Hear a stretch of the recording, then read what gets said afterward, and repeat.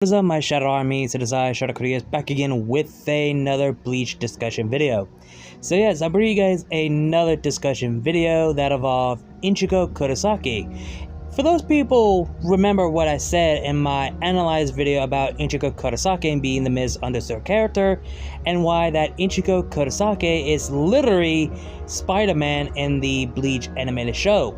And I think I should break it down on why that I believe that Ichigo Kurosaki and Peter Parker, aka Spider-Man, are basically similar and have a lot of comment in their own respective franchise. And this is just my take, and if y'all people are gonna deny the fact of everything I'm about to say, that my take is trash, well, tough luck. I don't give a shit what y'all motherfuckers have to say. And since I grew up with these two characters and understand these characters, we're gonna break them down. I will be only using Peter Parker from the two live-action movies, the same Radium Spider-Man and the Amazing Spider-Man movies. And I will use Ichigo Kurosaki from the anime and the manga. So yeah, with that out of the way, let's just go ahead and dive right into it.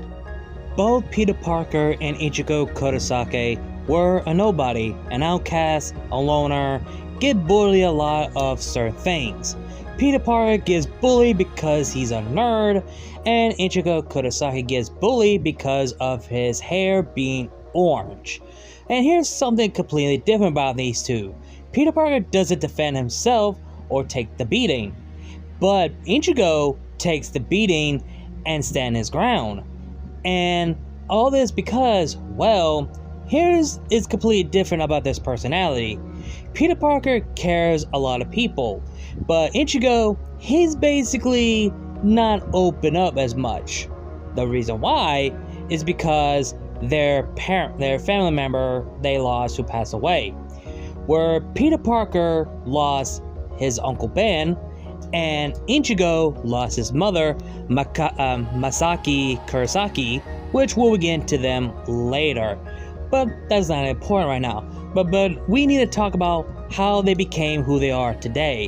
Where Peter Parker got bitten by an interactive spider, became Spider-Man, and Ichigo meet Rukia Kuchiki, a supernatural person who gave him the power to become a Soul Reaper, to become the substitute Soul Reaper for his hometown. Ever since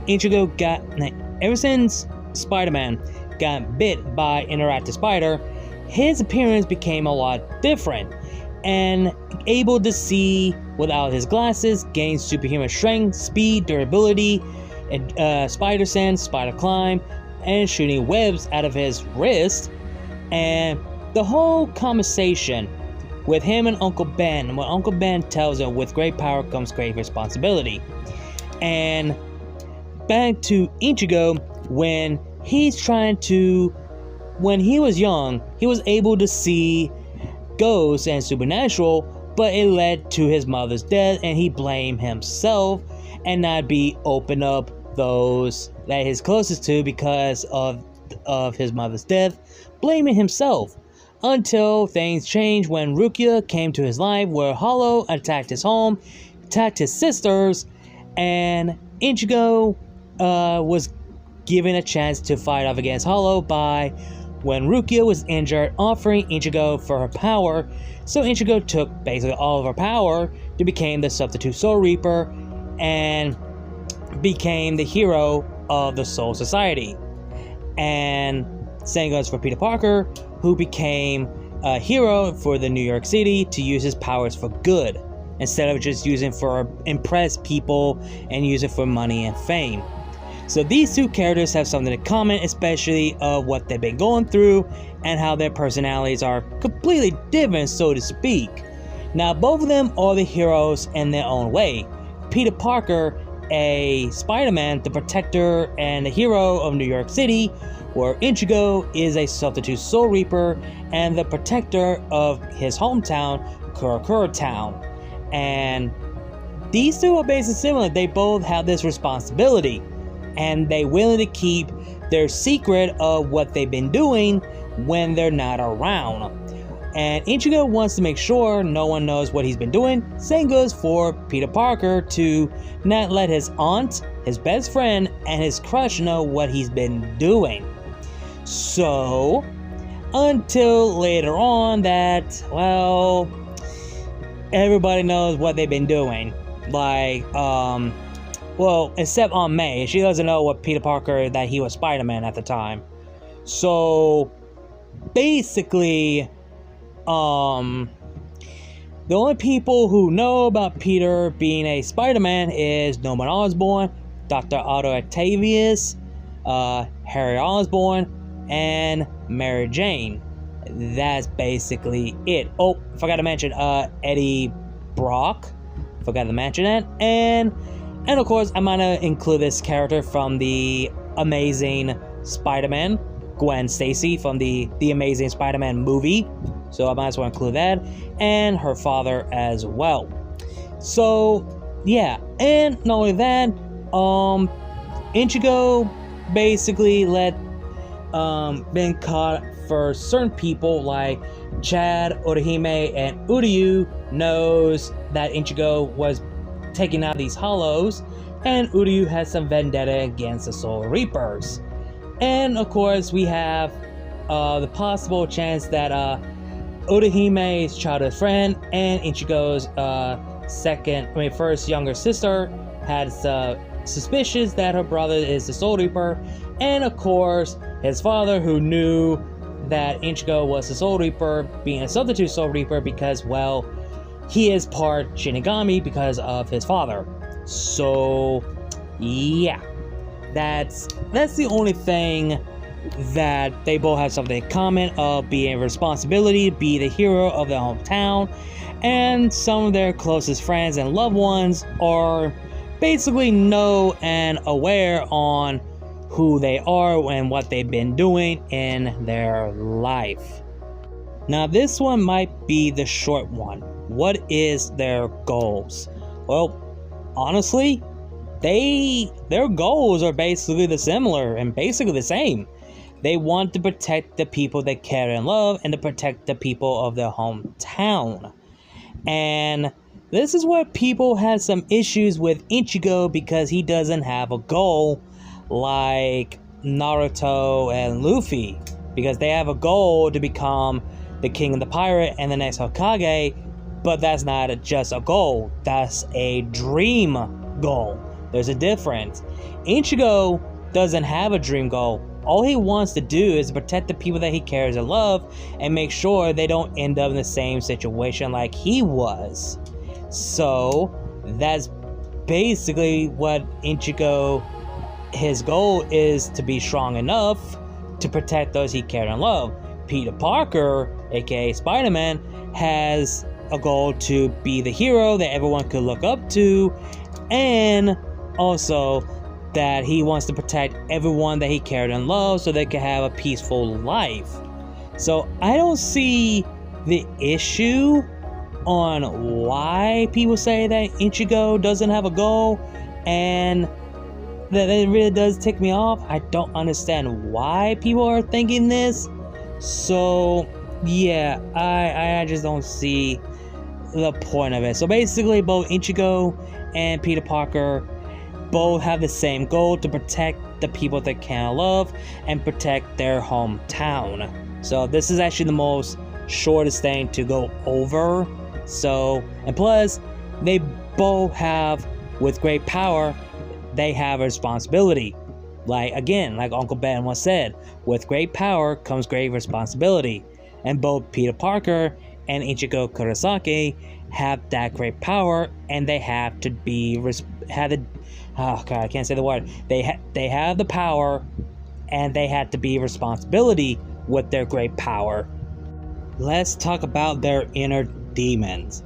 In Spider-Man 3, when Peter Parker has the symbiote black suit Spider-Man, aka Venom, it brought out his negative emotion that has been feeding in him, that he's been hiding and holding in for years.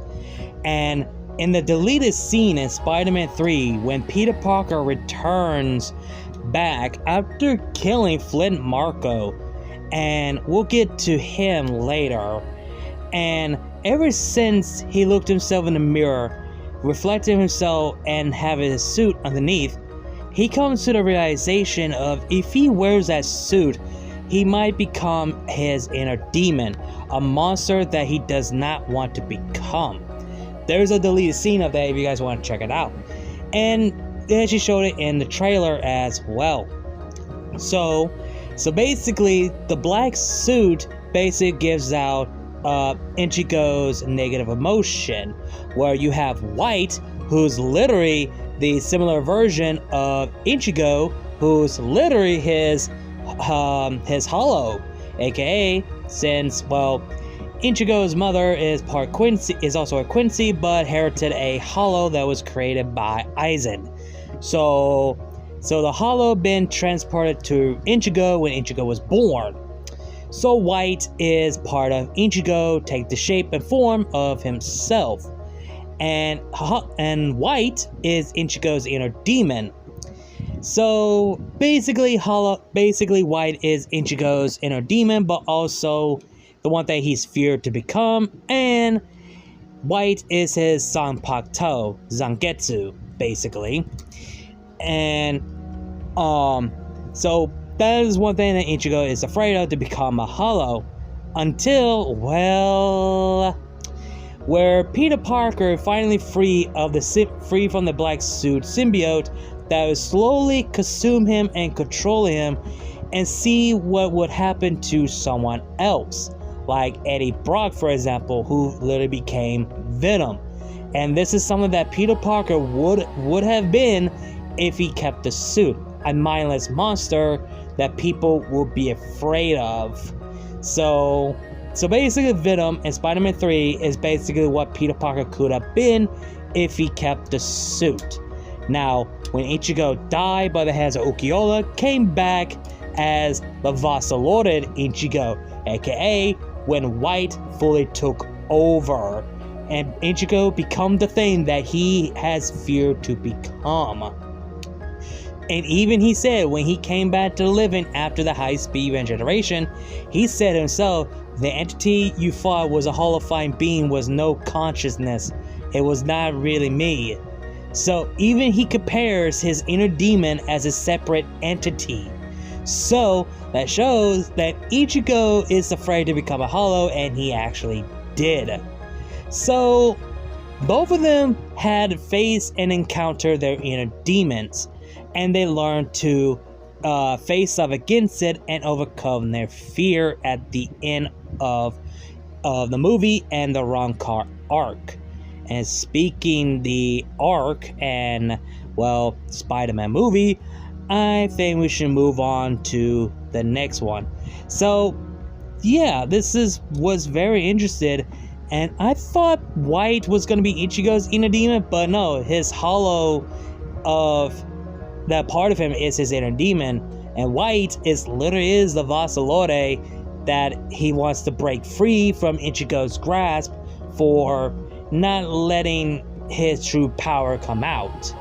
So, I mean, it did happen once when he fought Byakuya Kushiki in the Soul Society arc. So, there's that. So, was a similar thing when Ichigo used his I can't even say the word, his holification, and Peter Parker wear the black suit. Well, it changed their personality and made them to be a mindless, brooding monster. And what they realized that they're about to become the one thing they fear of.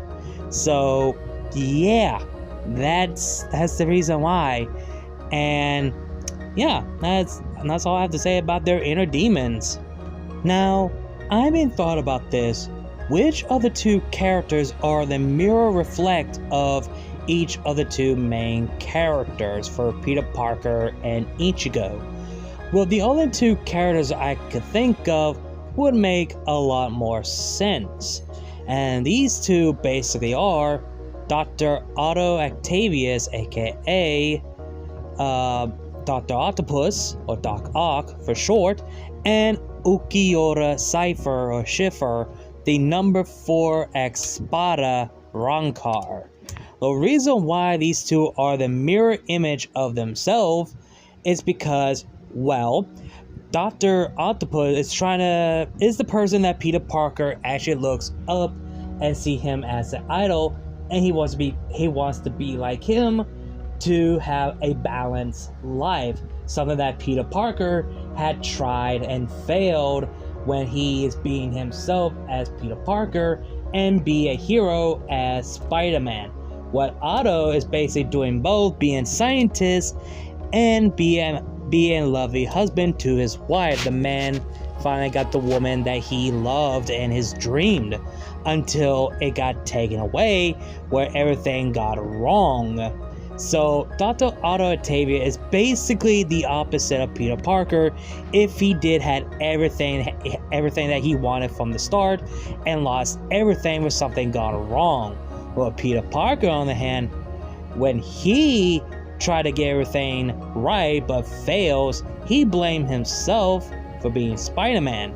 Blaming Spider-Man for ruining his life can't keep things in balance. So he wants to learn what he can learn from his idol, how to keep things balanced. So Peter Parker actually learns it to do both, realize that, well, he is Peter Parker, he is Spider-Man. They both are the same people, and they could do both to keep things balanced. Now with Ichigo, on the other hand, Ulquiorra is basically the opposite of Ichigo, because if you remember, in Ulquiorra's origin, he was an outcast, he was a loner, he gets picked on and bullied, and he actually killed those hollows that were make fun of him because that his whole appearance was just all white and not black. And now then, Ulquiorra doesn't believe anything, or he doesn't understand of any human emotion, and the only thing he sees and believes that he has an eye to see, and he doesn't feel nothing. He's the embodiment of emptiness. So he's basically of Ichigo if he felt only emptiness and have no heart, and Ulquiorra is the represent of what is to have a heart. And I said it before in my Orihime video that Ulquiorra is basically the villain for Orihime, not Ichigo.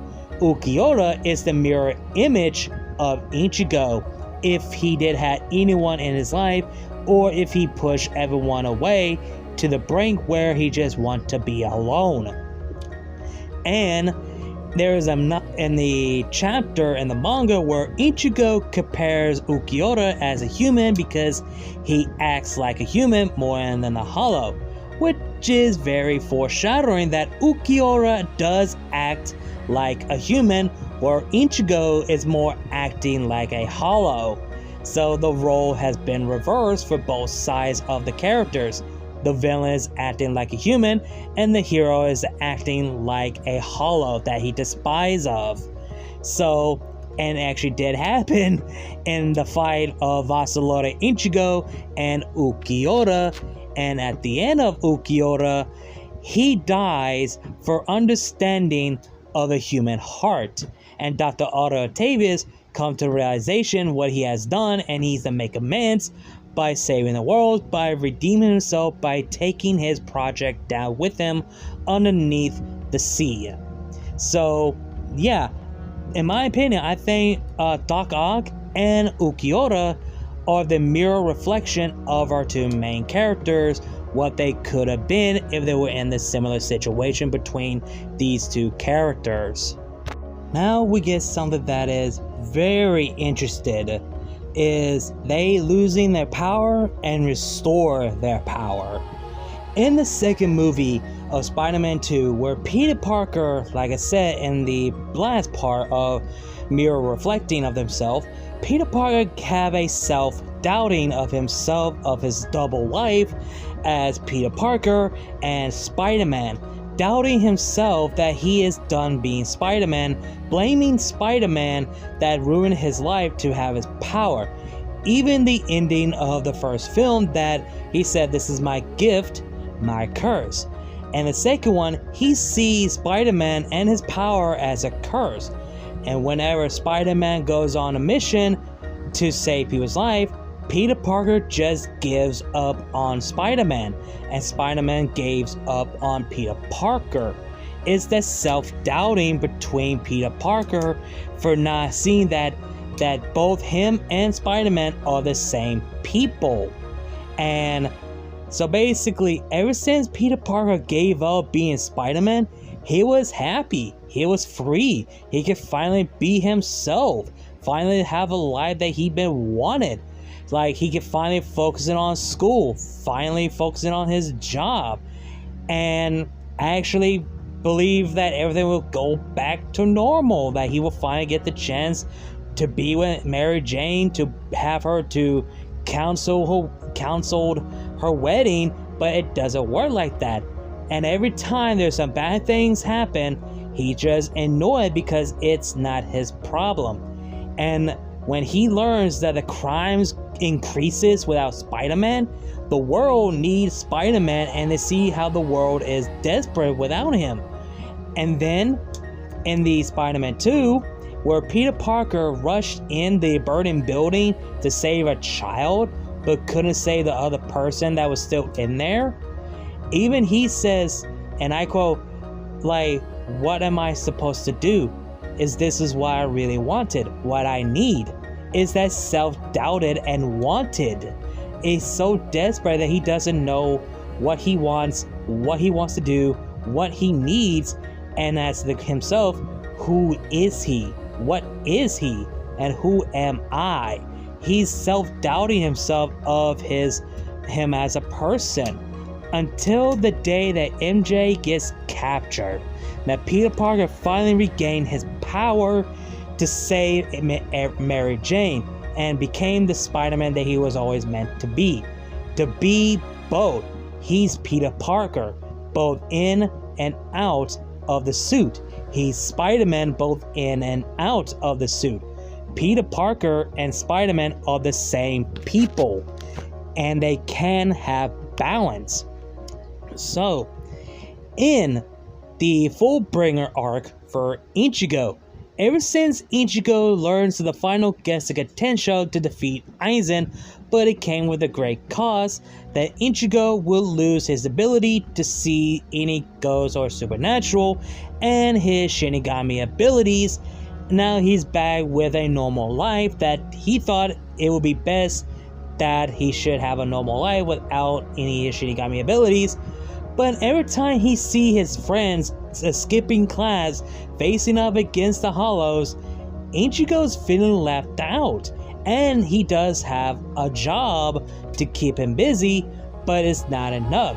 He's still feeling left out. He's still feeling an outcast, that he's not out there being the hero that he was always meant to be, while his friends doing all the work. And that is something that Ichigo doesn't like. He doesn't like where all of his friends doing his work while he is helpless.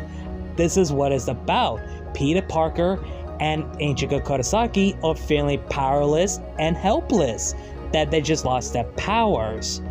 And when Ichigo come across a person named Genji who could help him to restore his power to unlock his Fullbring ability, so he could finally fight against the Hollow and protect his hometown, until Genji took his power and took everyone that he cared and loved, turned against Ichigo, which broke him mentally and emotionally state, and to be a loner yet again, until he gets stabbed in the back by Rukia for restoring Ichigo's Shinigami powers with his Fullbring ability, aka the Fullbring Shinigami powers. So Ichigo is finally became the agent of that he's always meant to be, a substitute Soul Reaper, for all the things he has done for protecting the Kurokuro town and saving the Soul Society. So the Goatee 13 owe a great debt to Ichigo to give the power of the Shinigami and be the substitute Soul Reaper that he's always meant to be. Now Ichigo, with his full bring Shinigami abilities, now being the substitute Soul Reaper yet again. So these two basically have in common, no matter how try they want to go back like it was before, it's just never the same, because it's not. You're used to it. You enjoy what you become. You enjoy what you do to protect the people and your city and everyone you care and love. But when those powers are gone, you felt helpless. You felt powerless, and you're desperate to be the hero yet again. Until the end, you finally regain those powers back and be the hero that you're always meant to be. So losing that power is sounds of a helpless and powerless, but when they regained that power, they finally became the hero they missed to be. So yeah, that is why the full bring in Spider-Man 2 has a huge impact for these characters to losing their powers and have their power restore. So yeah. Oh boy, here we go. The lover part. The main character's love interest. Oh boy, this is gonna be a nail biter, huh? I'm gonna start with Orihime first, because I have a lot of things I need to say about Mary Jane. So I'm gonna start with Orihime first. I said it in my previous videos that I made a video about why Orihime is not useless. And if you guys want to hear my take on Orihime as a character, go check that out. I will explain it more about Orihime here, that Orihime is Ichigo's love interest, and it's been confirmed and is happened in the light novel We Do Not Always Love You, where Ichigo finally asks out Orihime on a date, and in the time skip in the Thousand Year Blood War, Ichigo and Orihime actually got married and had a son. And it's actually stated that both Ichigo and Orihime have a crush on each other, and both Ichigo and Orihime have a lot of common because they get bullied and picked on because, well, Orihime gets bullied because of her orange hair, and she is now alone because she had an argument with her brother, and her brother, who was about to head down to work, and dies in a terrible accident. But when Orihime was just a child, her parents were a drug addict and abusive parents, and they were this close battling killing Orihime when she was an infant. So the only person that was able to take care of her was her older brother. And of course, the only person who was able to look out for her was his childhood best friend, who's always stood up for her, looked out for her, and defending her when someone is trying to bully her. So Orihime was a kind, caring person, even though she's been through a lot in her life, but she decided to push forward and bring the light in the dark. And Orihime is basically the shield and the healer of the group of the show. And people say that she's fucking useless. She's not. She has been pulling her weight. She has been in battle before. She doesn't like to fight. She doesn't want to hurt people. That's just not her thing. When she was able to fight a Hollow for the first time, she was able to handle herself. And she learns that her ability is not about fighting. It's about being a shield and a healer. Not only that, she literally just gave herself up to Ukiura to protect the people that she cared and loved. Something that Ichigo would do to protect the people he cared and loved if he had no choice to give himself up. So Orihime did something that Ichigo would do. How was that make her useless that she just gave herself up to protect the people that she cared and loved? That's not being useless. That's being a protector. Like Ichigo being protector for everyone that he cared and loved. And I know people are going to get butthurt that Ichigo did not end up with Rukia because, well, tough love, because Ranji and Rukia are a thing, and Orihime and Ichigo are a thing, so y'all guys are going to have to deal with it when it gets animated next year. So, tough luck, bitches. So anyway, I even made a video why it will not work between Ichigo and Rukia will never be a couple. So, with that out of the way, let's go over to Mary Jane. In the Sam Raimi version, oh my god. This is why people prefer Gwen Stacy in the Amazing Spider-Man movie and the comic version of herself, because Gwen Stacy is the first lover, true lover for Peter Parker, and more healthy, supporting relationship. But with Mary Jane, on the other hand, she is a cheating whore bitch and a toxic woman. Literally. Okay, how do I put this? She basically breaks up with someone, be with someone else the next day, and she started dating Peter Parker's best friend. And whenever she talks about Spider-Man, Harry gets jealous about it, and Mary Jane decided to cheat Harry by kissing Spider-Man, and basically trying to cheat on Harry with Peter, quote unquote, and in Harry's eye. And the death of Norman Osborn, Mary Jane breaks up with Harry and kissing Peter Parker in the same day at Norman's funeral. Yeah, not only that, she's been trying to get Peter Parker to be with her, and ever since Peter Parker, well, tried to be there and support him, MJ, but when she's about to get married, to rub in Peter Parker's face and being disrespectful. And when her wedding comes around, she leaves her future husband to be with Peter Parker in the same day. And the third one, when her career, her dream job has been ruined and not going well, she gets so obsessed, and Peter Parker, trying to be supportive like a good boyfriend that he is, she gets so upset because all she cares about is herself and her attention. That's all she fucking cares about. When she stepped foot out of the theater room, when everyone was cheering, they were cheering for Spider-Man, not her, and she gets all pissed off. And she gets so pissed off for Peter Parker kissing another woman. Here's the thing, nobody knows that Spider-Man is Peter Parker. No one knows that Spider-Man was in a relationship, and Peter Parker, like, yo, you want to keep this a secret, and we are.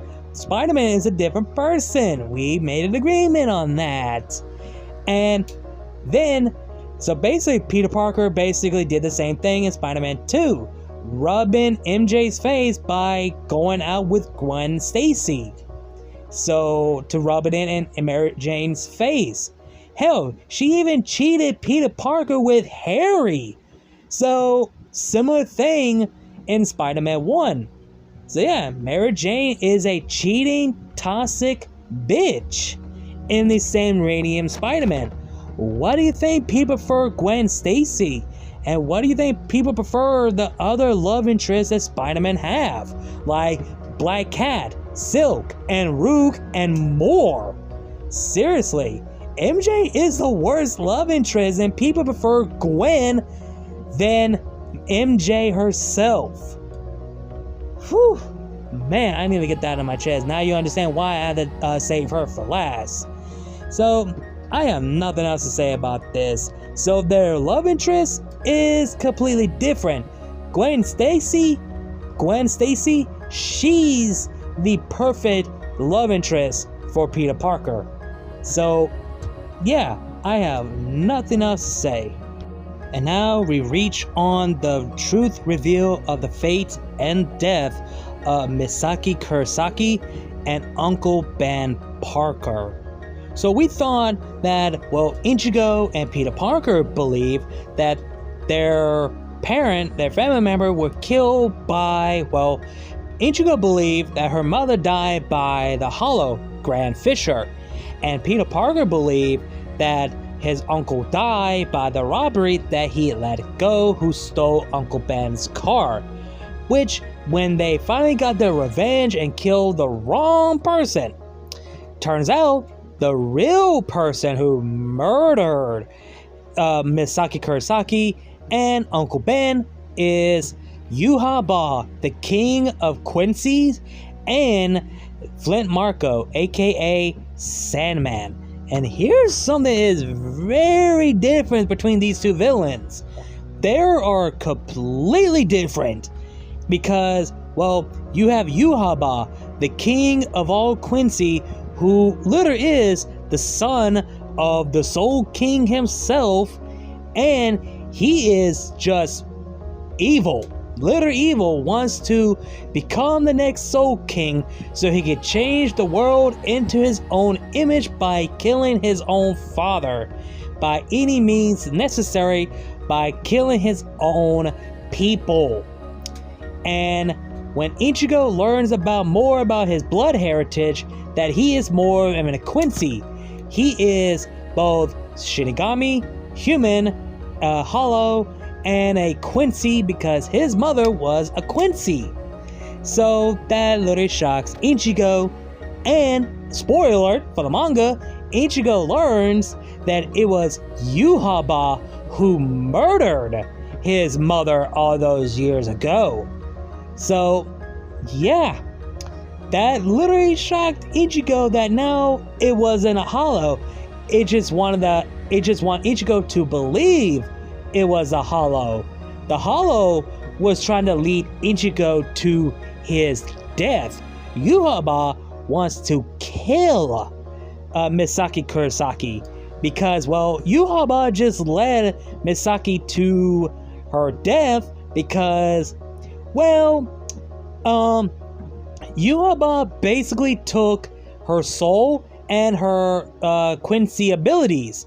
When she was able to use her Quincy abilities, she was instantly killed by the Hollow before Yhwach gets to finish the job. She was barely alive, but Yhwach killed her to finish the job. So yeah, so basically Yhwach was the responsible and the one who caused Ichigo's mother's death. Now with Flint Marko, on the other hand, he is different.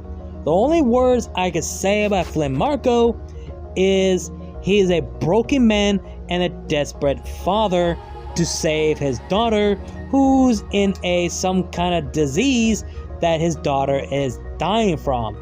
And he will do whatever it takes to save his daughter by robbing to steal money. And he did not want to kill anybody. When he told Peter Parker, well, he doesn't know his real name, told Spider-Man the truth what had happened that night. Told him that all he wanted was just a car. And he told him to drop the gun and go home. And Uncle Ben was trying to help him, reason with him. And when his partner arrived with the cash, and Flint Marko forgot that he had the gun in his hand, accidentally pulled the trigger, accidentally killed him. He didn't want it to happen. He didn't mean to for any of this. So he's a broken man who's trying to save his daughter. And Uncle Ben died as a hero to help and reason this man to not do it. Do not be a terrible person. And Misaki died as a protector to save and protecting her son, like any mother and father would, to protect their children, but mostly their mother. So basically both Misaki and Ben are the heroes for our two main characters. And Ichigo will never forgive Yhwach for the death of his mother. Peter Parker, on the other hand, Flint Marko said himself that, "I'm not asking for your forgiveness, I just wanted you to know." Even Peter Parker says, "I have done terrible things too, and I forgive you." Basically forgave the man who murdered his uncle, even though it was an accident and he didn't want to kill him. It was an accident.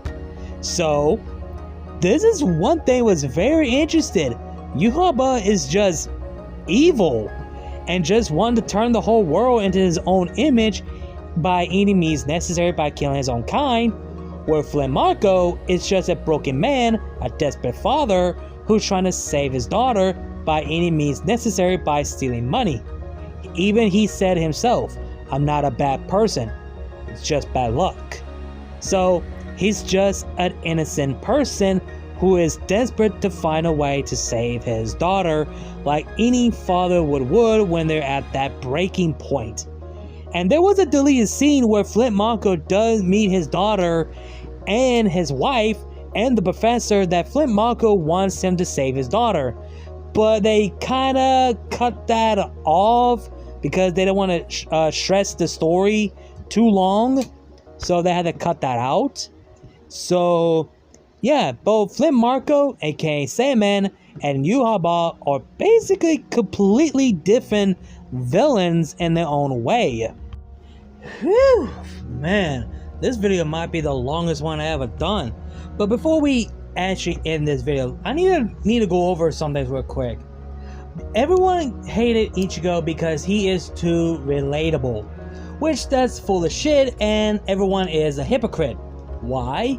Well, you have Zuko, Naruto, Luke Skywalker, and Anakin Skywalker, who are basically the relatable characters because we understand what they're going through and what they did, the decision they made to be a better person of themselves, where Zuko is trying to redeem himself of who he is, where Naruto was an outcast and lone because he was born and half with a nine-tailed fox and trying to be a better person, to be the next Hokage, where you have Anakin Skywalker, who is basically us when we make a terrible mistake and try our best to do what is right.